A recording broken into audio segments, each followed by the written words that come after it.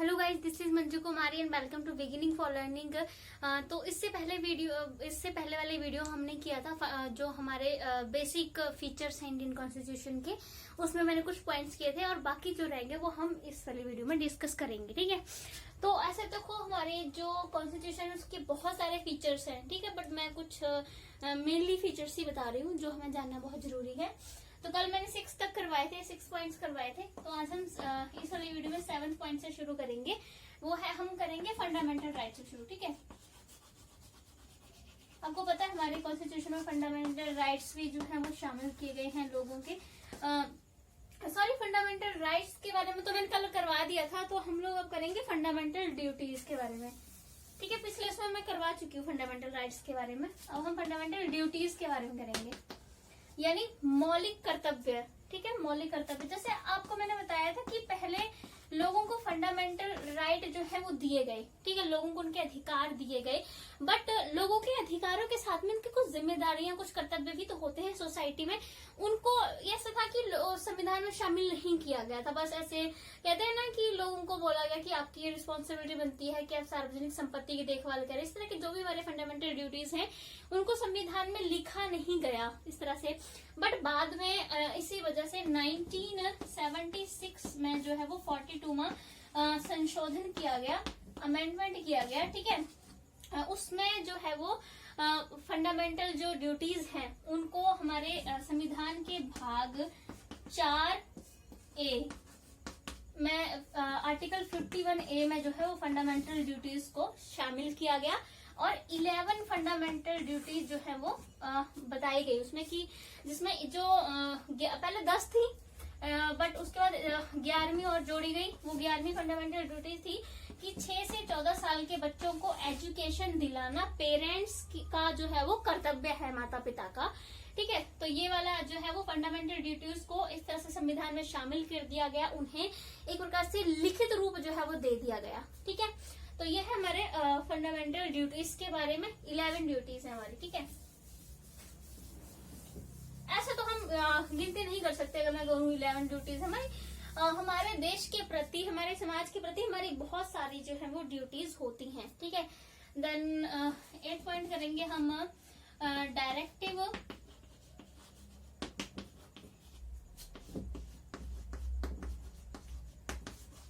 Directive principles of state policy, यानी directive principles of state policy, नीति निर्देशक जो तत्व होते हैं या सिद्धांत होते हैं जिनके बारे में मैंने कल भी डिस्कस किया था। नीति निर्देशक सिद्धांत क्या होते हैं? वो एक जो हमारे राज्य हैं, जैसे हरियाणा हम बात कर ले, यूपी बात कर ले, जितने भी हमारे स्टेट्स हैं, तो राज्यों को ये एक क्या कहते हैं, मार्गदर्शन करता है। ये जो नीति निर्देशक सिद्धांत होते हैं वो राज्यों को मार्गदर्शन करते हैं कि आपको क्या करना है। गवर्नमेंट्स जो है राज्य, उनको मार्गदर्शन, एक रास्ता दिखाते हैं कि आपको इस रास्ते पे चलना है और ये सारे काम करने हैं। पहले तो ये वाला काम करते हैं, हम बता देते कि ये आर्टिकल 36 से जो है वो 51, ठीक है, 36 से 51 तक जो है ये इस वाले आर्टिकल में जो है ये वाली जो नीति निर्देशक सिद्धांत हैं वो आते हैं इस वाले आर्टिकल में। और नीति निर्देशक सिद्धांत मैंने क्या बोला कि एक राज्य का मार्गदर्शन करते हैं। जैसे हमारे फंडामेंटल राइट्स हैं, ठीक है, मौलिक अधिकार हैं, तो मौलिक अधिकार जो है वो उसमें सब बताया है कि ये लोगों का अधिकार है कि स्वतंत्रता से घूम सके, उनको रोजगार अच्छा मिल सके, इस तरह की बहुत सारी चीजें हैं, तो वो वहां बताई गई है कि लोगों के अधिकार है। तो डायरेक्टिव प्रिंसिपल में है कि उनको पूरा करने का बताया गया कि ये राज्य ने ये लोगों की जो जरूरतें हैं, मौलिक अधिकार है, उनको पूरा करना है। जैसे कोई भी स्टेट है, ठीक है, मान लीजिए मैं हरियाणा की बात कर रही हूँ, तो इसमें है कि हरियाणा को बोला गया है ना कि हरियाणा की जिम्मेदारी बनती है कि हरियाणा के जितने नागरिक हैं उनकी वो अच्छे से स्वास्थ्य की देखभाल करें, उनको रोजगार दिलवाएं, स्त्रियों को उसको समान रोजगार जो है वो दिलवाएं, लोगों के लिए अच्छी फैसिलिटीज प्रोवाइड करवाएं। ठीक है, और ऐसी कोई आर्थिक तंगी आती है तो लोगों की मदद करें, सूखा अकाल जैसी स्थिति आती है तो लोगों को सुविधाएं प्रोवाइड करवाएं। ये सारे एक राज्य की जो है वो क्या है, ये ड्यूटीज है, उनके नीति निर्देशक सिद्धांत है। बट नीति निर्देशक सिद्धांत के बारे में एक बात और है, वो ये है कि अगर सरकार इन नीति निर्देशक सिद्धांतों को फॉलो नहीं करती है तो आप न्यायालय में नहीं जा सकते। ठीक है, न्यायालय में आप इसके खिलाफ शिकायत लेकर नहीं जा सकते, उनके खिलाफ जो आप केस दर्ज नहीं करा सकते हैं, ठीक है। बट कोई भी स्टेट नीति निर्देशक सिद्धांतों को जरूर मानेगा, ठीक है, क्योंकि अगर वो लोगों के लिए रोजगार के प्रबंध नहीं करता है, उनकी देखभाल नहीं करता है, स्वास्थ्य की कोई सुविधा नहीं करता, तो क्या लोग उस सरकार को दोबारा से चुनेंगे? नहीं चुनेंगे।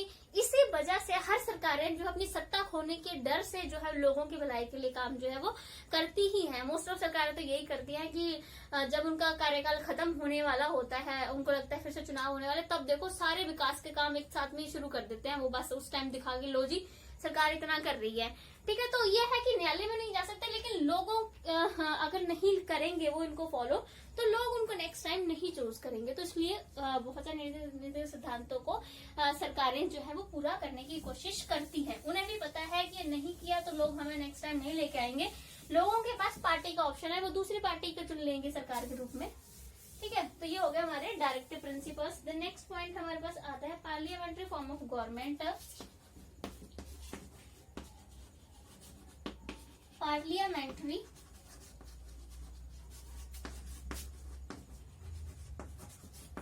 फॉर्म ऑफ गवर्नमेंट यानी संसदीय प्रणाली की सरकार, ठीक है। मैंने कल ही आपको बताया था पार्लियामेंट यानी संसदीय प्रणाली की सरकार, ठीक है।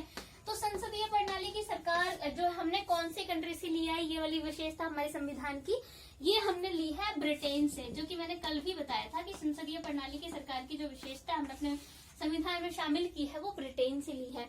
अब संसदीय जो प्रणाली की सरकार है उसकी क्या विशेषताएं हैं? पहले अगर हम लोग बात करें तो इसमें हम राष्ट्रपति और प्रधानमंत्री की बात करते हैं। राष्ट्रपति और प्रधानमंत्री, ठीक है। प्रधानमंत्री के साथ में मंत्री परिषद, एक मिनट, ठीक है। मंत्री परिषद देखो संसदीय प्रणाली की सरकार कैसी है हमारी, जिसमें जो राष्ट्रपति हैं हमारे, क्योंकि राष्ट्रपति जो है वो सबसे ऊपर है, क्योंकि सबसे प्रमुख स्थान उनका होता है। लेकिन अगर हम बात करें तो ये नाम मात्र इनका स्थान होता है, क्योंकि ये वास्तविक शक्ति का प्रयोग नहीं करते हैं। वास्तविक शक्ति का जो प्रयोग है वो कौन करता है? प्रधानमंत्री करता है। यानी जो मंत्री परिषद होता है, प्रधानमंत्री अध्यक्षता में बना होता है, वो वास्तविक शक्ति का प्रयोग कर रहे होते हैं। राष्ट्रपति तो हम कह सकते हैं, प्रकार से कुछ विद्वान कहते हैं ना इसको सिग्नेचर की मशीन, मतलब हस्ताक्षर करने वाली एक मशीन कहा जाता है, कि सारा कुछ डिसीजन जो है प्रधानमंत्री और उसकी मंत्रिपरिषद लेती है, बस राष्ट्रपति से अंतिम स्वीकृति के लिए सिग्नेचर करवाए जाते हैं किसी भी चीज पर। जैसे अगर हम बात करें तो मंत्रिपरिषद के जो सदस्य होते हैं वो भी प्रधानमंत्री ही चूज करता है, उसके बाद राष्ट्रपति उसमें सिग्नेचर कर देता है, ठीक है। तो हम जो है राष्ट्रपति को माना जाता है कि सिग्नेचर वाली मशीन है, पर हम ये भी सही से पूरी बात नहीं कह सकते, क्योंकि राष्ट्रपति का वीटो का अधिकार भी है, इमरजेंसी वाली पावर्स भी हैं जो कि वो यूज भी कर सकता है, ठीक है ना। और ये है कि राष्ट्रपति को प्रधानमंत्री सलाह देता है तो राष्ट्रपति ना भी माने तब भी चलेगा, थोड़ी कि जबरदस्ती को मानना ही पड़ेगा, उसका अपना एक स्वतंत्र पद है, ठीक है। लेकिन फिर भी इस वाली इसमें होता है कि वास्तविकता यही है। अगर ब्रिटेन से लिया हमने ये प्रणाली, तो ब्रिटेन का भी आप अगर कॉन्स्टिट्यूशन पढ़ोगे तो आपको पता चलेगा कि वहां पर राजा है, क्योंकि वहां पर है ना, राजा के बाद फिर जो है वो प्रधानमंत्री आता है। तो राजा भी उनके वहां राष्ट्रपति की जो भूमिका है वो राजा निभाता है, जो भी उनकी क्वीन है ना। तो क्वीन जो है वो राष्ट्रपति की, मतलब हम कह सकते हैं कि भूमिका निभाई जाती है, वो भी नाम मात्र है, कि मेनली जो सारे प्रबंधन देखता है वो कौन है? प्रधानमंत्री देखता है। वैसे ही हमारे देश में है, ठीक है। तो ये हो गया इसकी एक विशेषता। और भी हम इसकी पार्लियामेंट्री फॉर्म ऑफ गवर्नमेंट की विशेषता की बात करें तो जैसे मैंने आपको बोला, मंत्री परिषद जो है ये लोकसभा जो होती है, हमारी संसद का निचला सदन है लोकसभा। तो लोकसभा की यहाँ पर जो है विश्वास प्राप्त होने तक ही अपने पद पर मंत्रिपरिषद रहता है, ठीक है। अगर लोकसभा में मंत्रिपरिषद के खिलाफ अविश्वास प्रस्ताव जो है वो पारित कर दिया जाता है और वो जो है वो सिद्ध भी हो जाता है, तो मंत्रिपरिषद को पूरी की पूरी मंत्रिपरिषद को अपना पद छोड़ना पड़ता है, क्योंकि मंत्रिपरिषद की कलेक्टिव रिस्पॉन्सिबिलिटी होती है, ठीक है, कि अगर इंडिविजुअल रिस्पॉन्सिबिलिटी भी होती है इनकी कि जैसे मंत्रिपरिषद में जितने सदस्य होते हैं उनको जो भी गवर्नमेंट आती है वो अलग अलग उनको काम देती है। जैसे गृह मंत्री होते हैं, रक्षा मंत्री होते हैं, रेल मंत्री होते हैं, तो अलग अलग रिस्पॉन्सिबिलिटी तो दी होती है उनको, लेकिन कलेक्टिव रिस्पॉन्सिबिलिटी भी होती है सामूहिक रूप से भी। ये जैसे अगर किसी एक को पद जो है छोड़ना पड़ा तो पूरी मंत्रिपरिषद को पद छोड़ना पड़ेगा। मतलब अगर उन्होंने जो उनको काम दिया है, ठीक है, तब ऐसी सिचुएशन को छोड़ना पड़ेगा। इंडिविजुअली अगर किसी ने कोई गलत काम किया तो जरूरी नहीं है कि तब जो है सबको छोड़ना पड़ेगा। बट अगर पूरी अविश्वास जो प्रस्ताव है वो पास हो गया तो पूरी मंत्रिपरिषद को पद जो है वो छोड़ना पड़ता है। तो यानी ये लोकसभा के प्रति उत्तरदायी है मंत्रिपरिषद, ठीक है। और वही है कि इसका कार्यकाल जो है वो हम कह सकते हैं कुछ निश्चित तरह से बताया नहीं गया कि मंत्रिपरिषद का कितना कार्यकाल होता है। जब तक इसका लोकसभा में विश्वास रहता है तब तक ये अपने पद पे रहती है मंत्रिपरिषद, ठीक है। और उसके बाद अगर हम लोग बात करें एक और इसकी खास विशेषता की बात कर लेते हैं कि जो कार्यपालिका होती है, ठीक है, कार्यपालिका और विधान पालिका,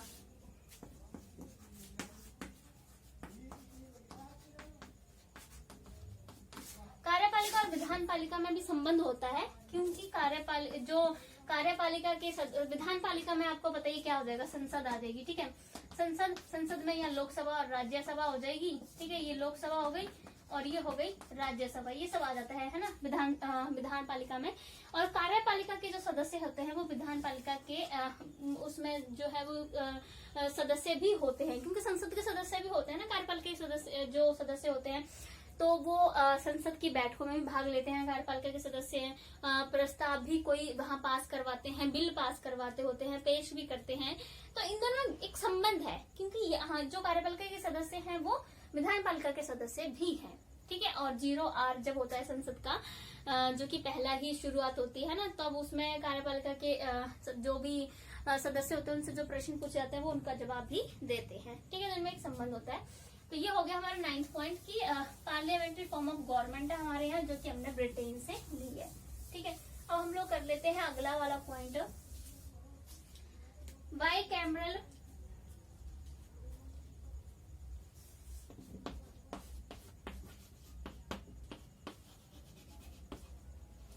बाइकैमरल लेजिस्लेचर,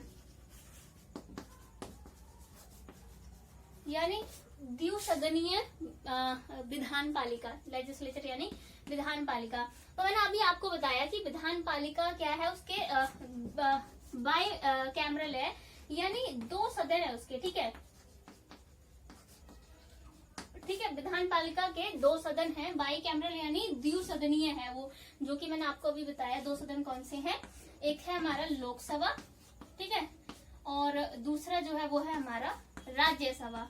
तो लोकसभा जो है वो हमारा निम्न सदन है, ठीक है, निचला सदन जो है इसको माना जाता है। और इसके जो सदस्य को चुनाव किया था वो 5 वर्ष तक इनका कार्यकाल है लोकसभा के सदस्यों का, ठीक है। और ये वो वयस्क मताधिकार के उस पे इनका चुनाव जो है वो किया जाता है, यानी लोगों के द्वारा इनका चुनाव किया जाता है वयस्क मताधिकार के आधार पर, ठीक है, ठीक है। लोकसभा का क्या हुआ कि निम्न सदन है, 5 वर्ष के लिए इसका कार्यकाल है, वयस्क मताधिकार पे इसको चुना जाता है। और राष्ट्रपति प्रधानमंत्री की सलाह पर इस सदन को जो है वो भंग भी कर सकता है टाइम से पहले ही, ठीक है। ये वाली इसकी विशेषताएं हैं। बाकी यह है कि बहुत लोकप्रिय सदन माना जाता है, क्योंकि लोगों के द्वारा चुना जाता है तो इसलिए इसे लोकप्रिय माना जाता है। राज्यसभा है, इसको जो है वो ऊपरी सदन माना जाता है, ठीक है, यह है हमारा ऊपरी सदन। और जो इसके सदस्यों का चुनाव, इसका कार्यकाल होता है 6 वर्ष, ठीक है। और हर जो मतलब की है कि 2 वर्ष में 1/3 सदस्य जो है वो सेवानिवृत्त यानी रिटायर हो जाते हैं। हर 2 वर्ष में 1/3 सदस्य, उसके बाद नए सदस्य जो है वो आते हैं। तो मेरे ख्याल से ये स्थायी है, ठीक है। इसका मतलब ये जो है वो स्थायी सदन है, लेकिन लोकसभा अस्थायी है, जिसको राष्ट्रपति प्रधानमंत्री की सलाह पर जो है वो भंग भी कर सकता है टाइम से पहले, ठीक है। तो ये हो गया हमारी बाइकैमरल लेजिस्लेचर है, यानी जो संसद है हमारे या विधान पालिका है उसके 2 सदन हैं, ठीक है। तो ये नेक्स्ट पॉइंट हम करेंगे फेडरल सिस्टम की। मैंने आपको बताया था कि हमने ये जो फेडरल सिस्टम है ना, वो जो है वो हमने कहाँ से लिया है, मैंने कल आपको डिस्कस किया था, अगर आपको याद हो कि हमने फेडरल सिस्टम कहाँ से लिया है। संघात्मक,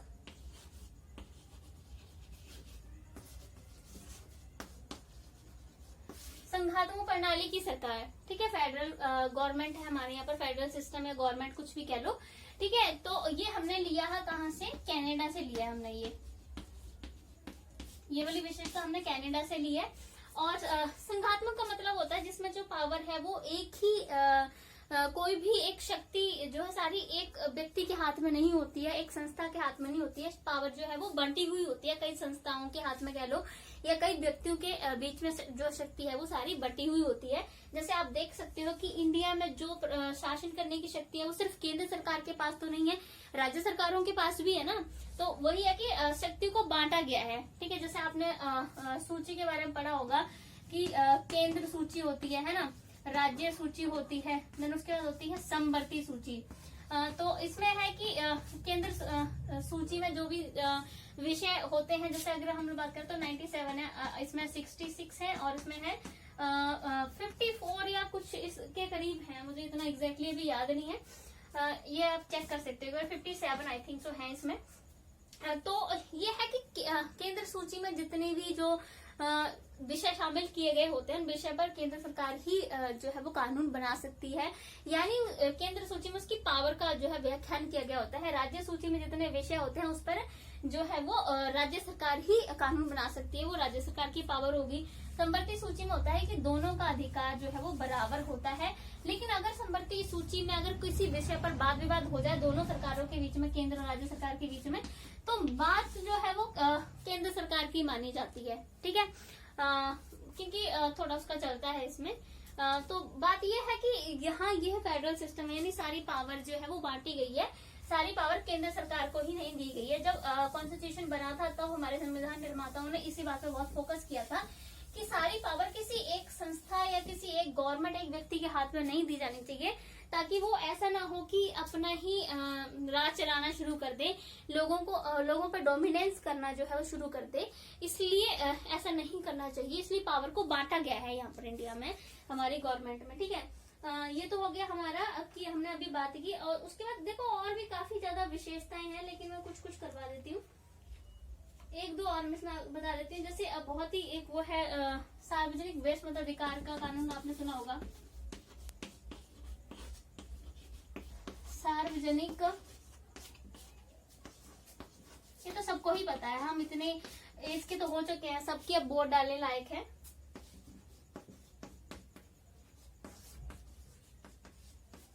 सार्वजनिक वयस्क मताधिकार, ठीक है। इसमें क्या है, अगर आप पढ़ोगे आर्टिकल 325, ठीक है, आर्टिकल 325 और आर्टिकल 326, ये दो आर्टिकल्स की बात होती है, ठीक है।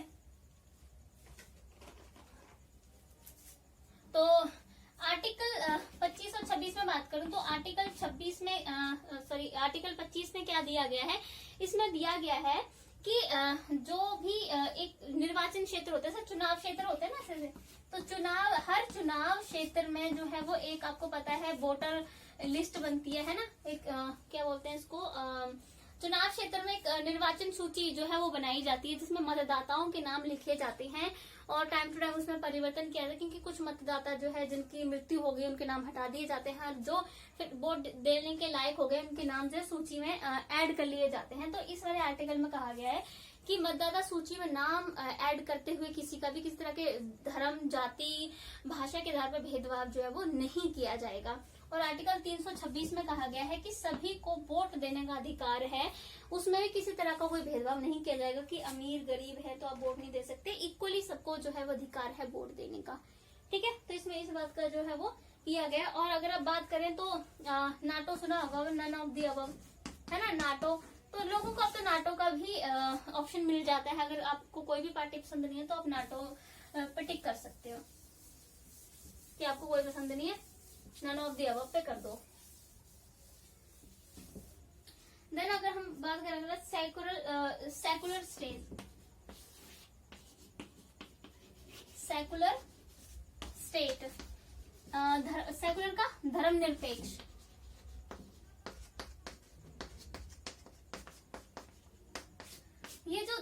एक शब्द था ये हमारे संविधान में 1976 को ये वाला जो शब्द था वो ऐड किया गया था। 42 में जो अमेंडमेंट हुआ था, ठीक है, उसमें इस शब्द को ऐड किया गया था। तो इसका मतलब क्या है धर्मनिरपेक्ष का, कि जो भी सरकार है वो किसी भी, सरकार का मतलब कोई धर्म नहीं है, वो किसी धर्म को सपोर्ट नहीं करेगी, वो सभी धर्म को इक्वल मानेगी। सभी धर्म को अगर गवर्नमेंट सपोर्ट कर रही है तो ये नहीं एक धर्म को सपोर्ट करेगी, वो सभी धर्म को समान मानती है, सभी धर्म को हेल्प करेगी इक्वली, ठीक है। मतलब सरकार का कोई धर्म नहीं है। जैसा होता है ना कि कई गवर्नमेंट ऐसी होती है जिसमें देश में कई धर्म है लेकिन गवर्नमेंट जो है वो एक ही धर्म को ज्यादा बढ़ा चढ़ा के कर रही है, उनकी हेल्प कर रही है। लेकिन भारत में ऐसा नहीं है। भारत जो है धर्मनिरपेक्ष जो है वो देश है। लेकिन फिर भी हम बात करें तो भारत में हिंदू मुस्लिमों का चलता ही रहता है कि अलग अलग पार्टियां आती हैं, लोग अपनी अपनी कहानियां बनाते हैं, दंगे फैलाते हैं कि लो जी ये वाली गवर्नमेंट तो हिंदुओं की गवर्नमेंट है, ये मुस्लिमों की गवर्नमेंट है, जो कि जिस वजह से हमारा विभाजन भी हुआ था और अभी भी ये चीजें खत्म नहीं हुई। अभी भी आप देख सकते हो कि यही बातें आती रहती हैं पूरा टाइम, ठीक है। तो सेकुलर स्टेट जो है वो कहा जाता है, लेकिन फिर भी इसके बावजूद भी धर्म पे ही दंगे होते हैं, सेकुलर होने के बावजूद भी, ठीक है। देन उसके बाद बाई कैमरल हो गया। देन उसके बाद हम लोग करेंगे इंडिपेंडेंट जुडिशरी।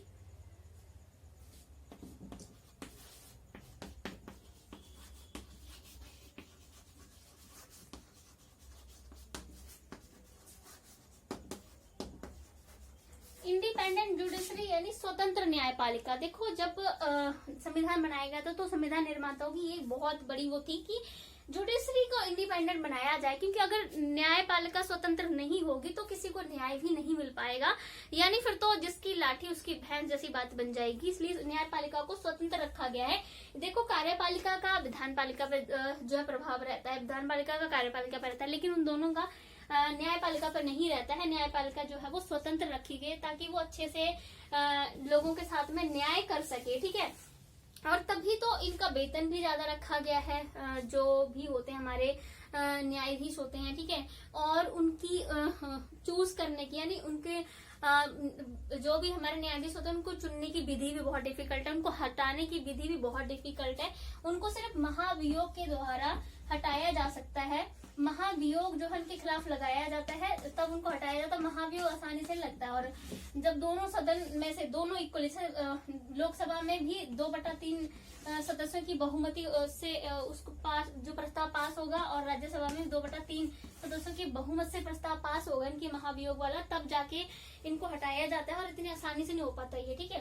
ताकि कोई भी आके ऐसा ना करे कि अपनी मन मर्जी से किसी को भी हटा दिया, तो न्यायपालिका ऐसे न्यायाधीशों पर इस तरह का वो रहेगा, एक प्रकार से प्रेशर रहेगा ऊपर से, तो वो न्याय कैसे करेंगे, है ना। तो इनकी अगर हमें एज की बात करूं तो 65 एज जो है उनकी, इतने वर्ष तक वो काम कर सकते हैं। कहाँ? सर्वोच्च न्यायालय के जो न्यायाधीश होते हैं वो 65 की एज तक काम करते हैं। और जो राज्य में जो अपने उच्च न्यायालयों के न्यायाधीश होते हैं, ठीक है, वो 62 की एज तक जो है वो काम करते हैं, ठीक है। ये हो गया हमारा इंडिपेंडेंट जुडिशरी है। और आपने ये एक बात और इसमें जुडिशरी में बता दूं मैं, ये हमारे यहाँ पर जो है वो सिंगल जुडिशियल सिस्टम है, ठीक है, यानी इकहरी, ठीक है। सिंगल जुडिशियल सिस्टम का मतलब क्या हुआ कि हमारे यहाँ ये नहीं है कि राज्य में अलग सर्वोच्च न्यायालय है फिर उनका उच्च न्यायालय है, ऐसा कुछ ही। हमारी सिंगल चलती है, पूरे देश पर एक ही सर्वोच्च न्यायालय है, उसके बाद उच्च न्यायालय अलग अलग देशों में बनाए गए हैं। यानी पहले सर्वोच्च न्यायालय आता है, उसके बाद उच्च न्यायालय आता है, देन छोटी और अदालतें आती हैं। तो सिंगल जुडिशियल सिस्टम है ये, ठीक है। हर स्टेट का अपना कोई जुडिशियल सिस्टम नहीं है। सर्वोच्च न्यायालय जो है वो पूरे देश में जो है वो एक ही है, ठीक है। सर्वोच्च न्यायालय सबसे ऊपर है। और देन उसके बाद हम बात करें, ये तो हमारा हो गया judicial system. Then emergency powers of president, आपातकालीन शक्तियां।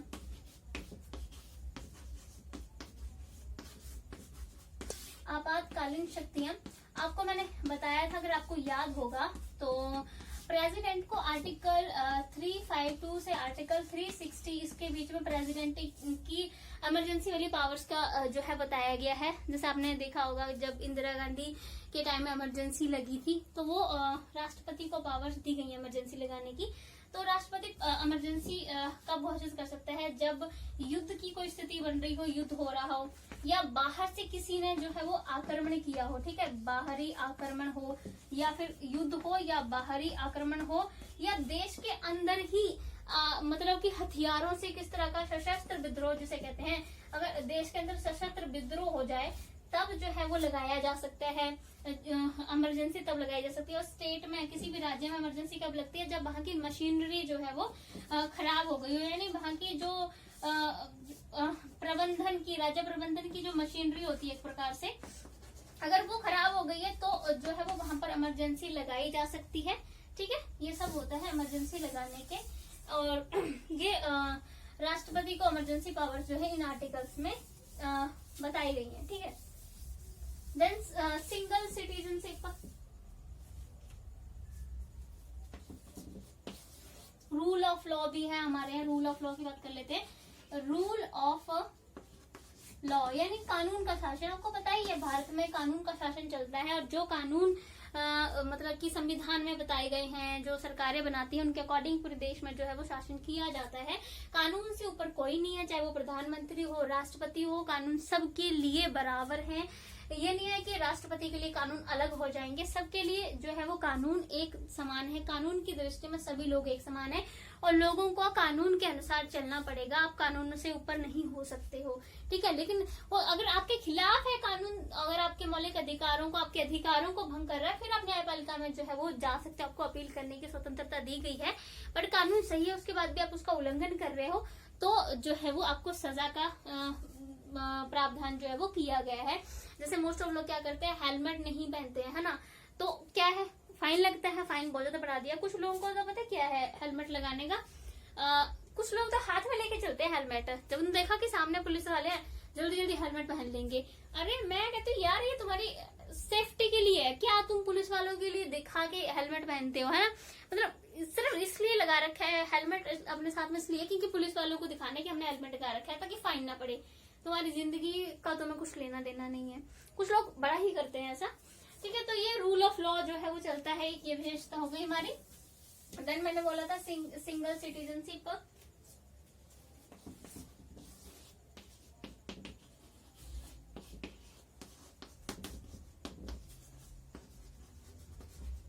सिंगल सिटीजनशिप यानी इकहरी नागरिकता, यानी हमें इकहरी नागरिकता प्राप्त है। ये नहीं है जैसे अगर आप बात करोगे अमेरिका की बात करोगे तो वहां जो है वो सिंगल सिटीजनशिप नहीं है, वहां डबल सिटीजनशिप मानी जाती है। क्योंकि पहले आप जिस भी राज्य में रह रहे हो यूनाइटेड नेशन में, तो पहले उस राज्य के नागरिक हो, उसके बाद आप यूनाइटेड नेशन के नागरिक हो, दो नागरिकता उनको प्राप्त हो गई। लेकिन भारत में ऐसा नहीं है कि आप भारत के नागरिक हो, आपको ये मान्यता प्राप्त है, फिर आप हरियाणा या राजस्थान के नागरिक हो, आपको वहां की मान्यता प्राप्त है कि आप हरियाणा के नागरिक हो।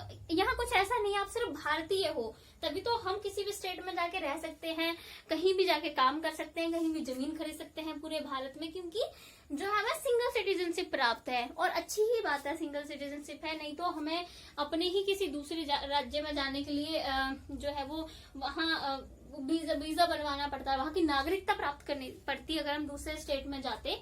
तो जिससे क्या होता है कि अपना देश नहीं, ऐसा लगता कि ये तो इतने 28-29 राज्य हैं, तो इतने देश लगते हैं हम लोगों को, है ना। तो एक इकहरी नागरिकता प्राप्त है, सिर्फ आपको भारतीय नागरिक माना जाता है। आप हरियाणा के नागरिक इस तरह से कोई पहचान नहीं होती है, ठीक है। वैसे तो लोग कहते रहते हैं आप हरियाणवी, राजस्थानी वगैरह, पर कानून में इस तरह का कुछ नहीं लिखा गया है। अगर मैं लैंग्वेज की बात करूं, है ना, तो लैंग्वेज को पता है कि संविधान में 22 जो भाषाएं हैं उनको मान्यता दी गई है, ठीक है। और जो आर्टिकल 343 है उसके अकॉर्डिंग जो हिंदी है, हमारी हिंदी भाषा है, ठीक है, हिंदी भाषा को सरकारी भाषा के रूप में स्वीकार किया गया है, ठीक है। सरकारी भाषा, ऑफिशियल लैंग्वेज भी कह देते हैं इसे, ठीक है। तो ये हो गया हमारा। अब देखो इसके बाद हम बात करें तो और भी बहुत सारी विशेषताएं जो है वो हमारे कॉन्स्टिट्यूशन की आ जाएंगी, जिसमें मैंने आपको कुछ 17-16 विशेषताएं जो मेन बताई हुई हैं। और आप डीपली पढ़ना चाहते हैं तो बहुत बुक्स जो है वो अवेलेबल हैं, नहीं तो अगर आपको लगता है कि कुछ और पॉइंट्स हमें डिस्कस करने चाहिए, मैं करा दूंगी, कोई बात नहीं। तो नेक्स्ट वीडियो में अपा किसी और टॉपिक पे डिस्कस करेंगे। Thank you so much guys, और प्लीज लाइक शेयर सब्सक्राइब जरूर कर दिया करें। Thank you so much.